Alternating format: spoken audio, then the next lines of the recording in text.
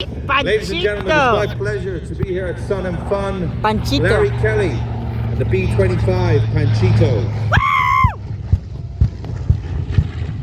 And the TORA bomb squad are going to add a little boom to all of this, Joe. That's the TORA over there. That was the B25 That's the TORA. bomber that we all know and love. The B25 This show was aircraft quite a is, TORA here bomb squad in representing 2017.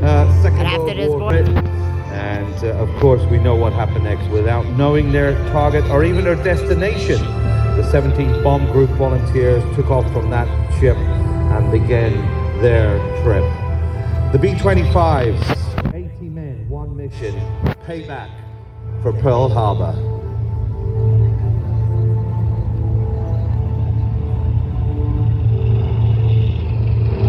Bomb doors open.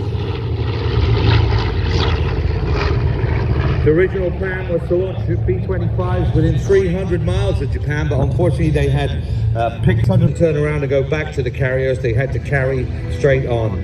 One B-25, after dropping its bombs, experienced excessive fuel consumption. He ended up going off to Vladivostok in Russia, but the rest of the B-25 soldiered on, and they were trying to make it to China, and some of them did. 2 men were drowned after ditching. 1 died from his parachute malfunction, starvation in captivity. But 4 came home, and C-4 themselves behind Japanese lines, and they managed to escape and get back with the help of the militia.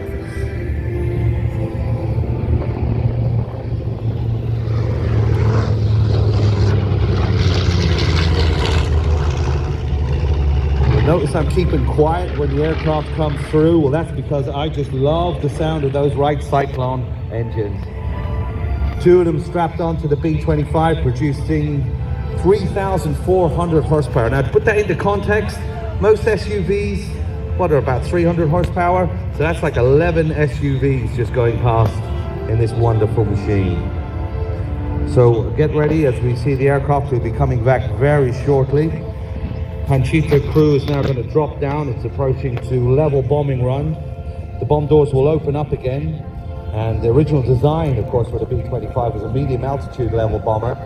But there were so many variants. This variant being the J variant. You'll notice 50 cals all over the front of the nose of the aircraft.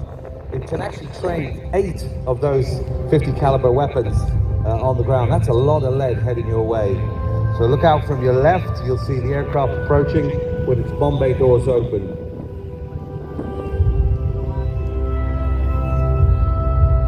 This is one of the few aircraft here that you can actually fly. If you have a multi-engine rating, Larry and his team up at the Delaware Aviation Museum offer a chance to get your type rating on this actual aircraft you're seeing here today.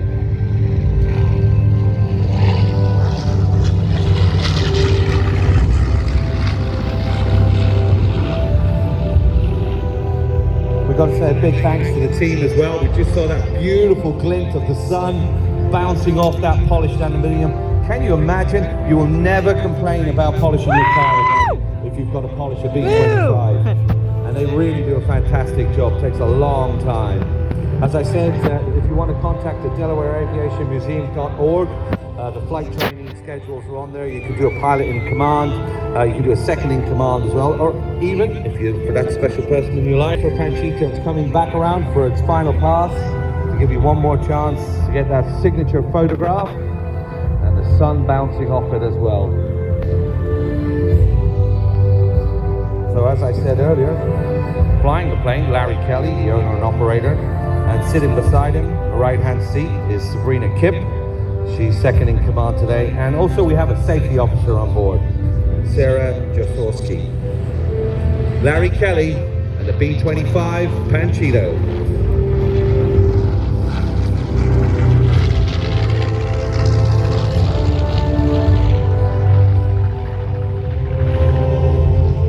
Ladies and gentlemen, it's been a pleasure displaying for you today. Please, if you want to know more, give me a shout on Instagram, Joe Air Show. Rick, you are doing a fantastic job, Brittany. And Rick. Oh, thank you.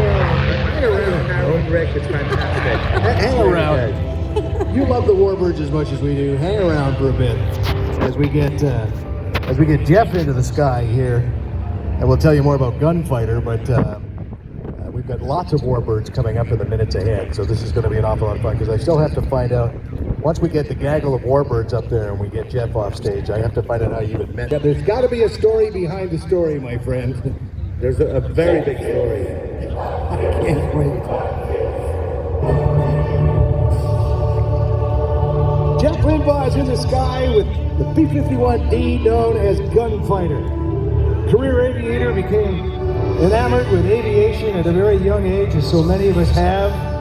A second-generation pilot, his fondest childhood memories involve flying to air shows with his dad.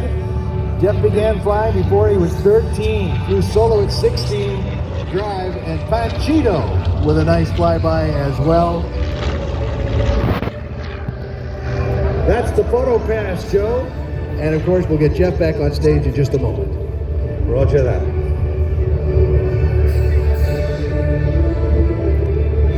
Panchito is parked down on the Warbirds Park, so please come and say hello. We'll be very happy to see you. Have a close-up look at this wonderful B-25J. The whole team is down there, Larry and Serena, the pilots flying today.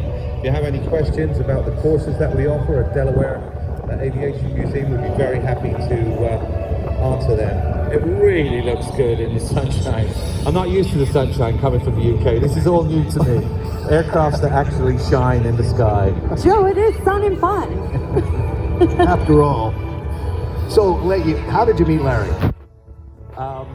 Okay, so I've been doing air shows for 30 plus years all around the world. I did 10 years at Duxford, which is the warbird hub for Europe. The Mecca. And not beknownst to me, my father-in-law treated the Doolittle Raiders in the prisoner of war camp, and it's only because I found a book when my wife told me, oh, that's my mom's stuff, I think it's dad's from Japan. The Japanese produced a piece of propaganda that said the Doolittle Raiders were air pirates and they came to bomb schools and hospitals.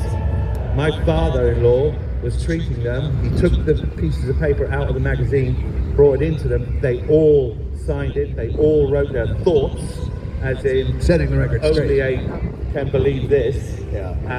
Signed it. Then my father-in-law stuffed it back in the book and hid it because 3 of them had already been executed. 1 was dead. They just thought they were in the hospital to get well enough to shoot them. And he had the foresight to say, I better get these guys. Next! I rang Larry Kelly. I said, Larry, I know you think this is a joke, but I think I've just found something pretty significant in my front room. Right? We did not know it was there. It was sitting in the chest in my family's house for 80 years. My father-in-law never talked about it. And I can't describe when I found it. I've got goosebumps now thinking about it. I was like I'd won the lotto. I was jumping up and down and going, it's the Doolittle Raiders, it's the Doolittle Raiders. And my wife was going, what? What? That's the Royal Canadian Air Force. To explain to her what it meant. That's how I got involved with Larry, and I'm very pleased to say now Larry is the custodian of these books. And as Jeff drops down, let's listen to the music of that Merlin and the TORA bomb squad adding some boom to the zoom as well. And we've started to taxi out our parade of warbirds.